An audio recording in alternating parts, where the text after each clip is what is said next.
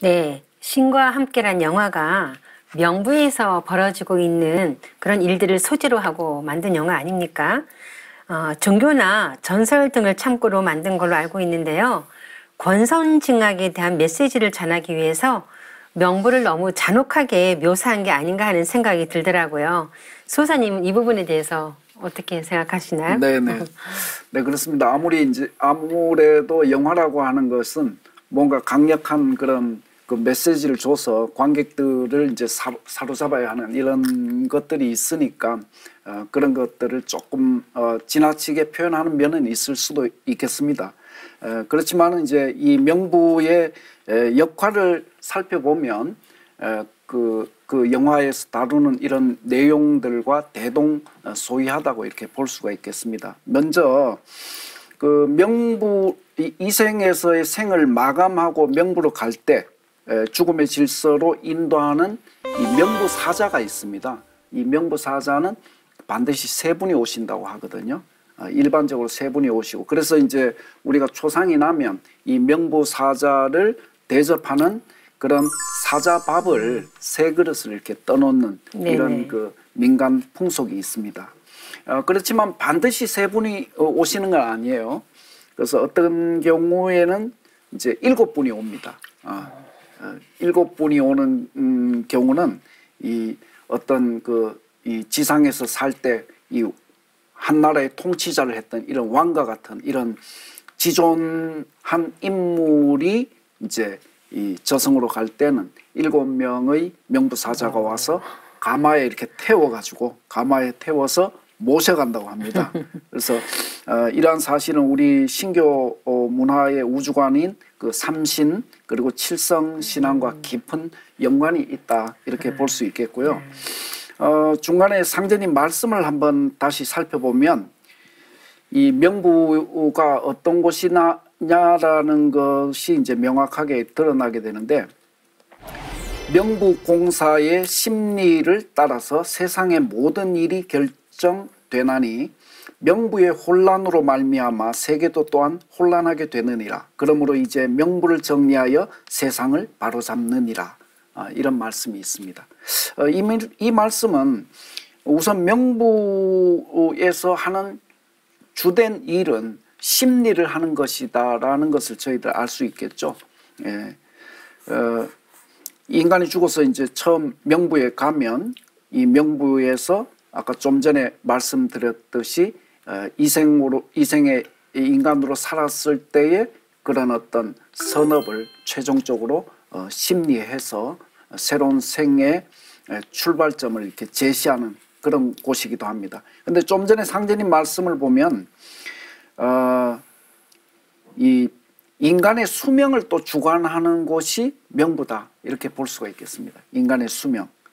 그러니까 이 명부에서 어떤 이 인간의 명주를 다스린다고 하는 것은 곧 명부에서 이 인간 역사를 통치하는 그런 역할도 가능하리라고 봅니다. 예를 들어서 역사의 어떤 큰 획이 바뀔 때, 역사의 향방이 바뀔 때는 대체로 우리가 과거 역사를 보면은 역사의 굵직굵직한 인물들의 죽음에서 이렇게 비롯됩니다.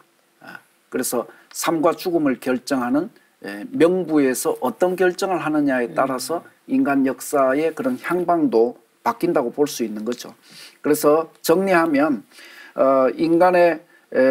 인간이 죽어서 처음 가는 이 명부는 지상인간의 수명을 관장하기도 하고 죽은 자의 죄악, 그 다음에 공덕을 심판하는 천상의 법정이라고 말씀을 드릴 수가 있겠습니다.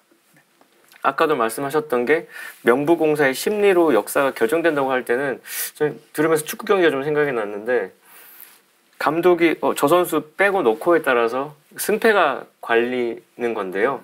결국 명부대왕의 역할이 굉장히 중요하구나, 인간 역사의 그 획을 긋는 걸로. 그래서 인사권이니까 어찌 보면은. 그래서 근데 상제님 진리 안에 또 들어와 봤더니 명부사자가 있고 명부대왕이 있는 것도 놀라운데, 상제님께서 친히 천지공사로 그 명부대왕도 교체하셨다는 것까지 우리가 알게 되는데, 그래서 성구에 보면 전명수는 조선 명부, 김일부는 청국 명부, 최수우는 일본 명부, 이마두는 서양 명부를 각기 주장케 하여 명부의 정리 공사장으로 내리라.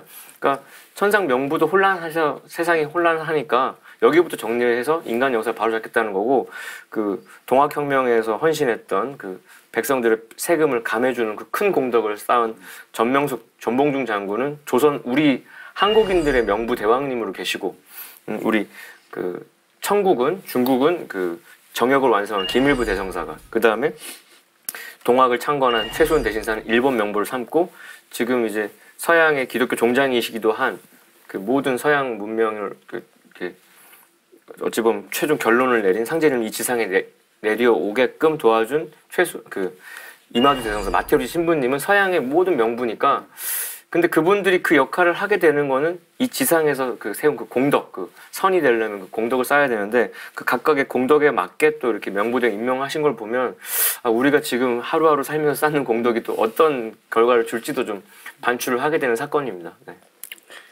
천상의 법무부 조직이 완성된 게 아닌가요? 그렇죠. 네, 네. 네, 사찰에 가면 명부 시황전이 있죠. 상제님께서는 너희들은 명부 내력을 잘 알아두어라.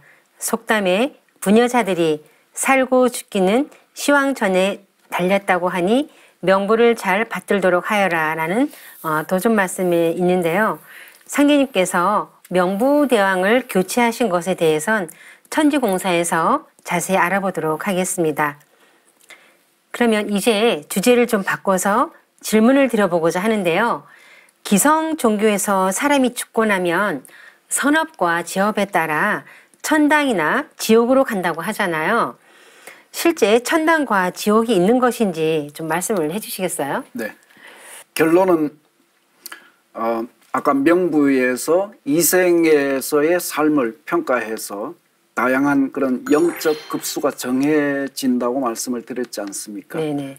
그렇기 때문에 똑같이 이렇게 똑같은 그 영적 급수를 받을 수 없기 때문에 다양한 그런 이 영적 세계가 존재한다고 볼 수 있는데, 그래서 신명세계는 이제 천당과 지옥이다 이렇게 이분법적으로 구분되는 것은 아닙니다.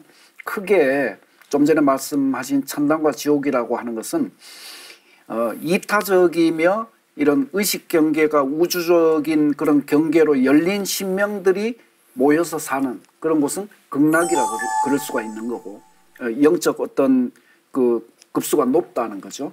그 다음에 이제 인생으로 살 때 지극히 이기적이었고, 그 다음에 자기중심적이었고, 이런 어떤 삶을 살았던 신명들이 모여서 함께 사는 곳은 지옥이라고 말할 수 있는 것이죠.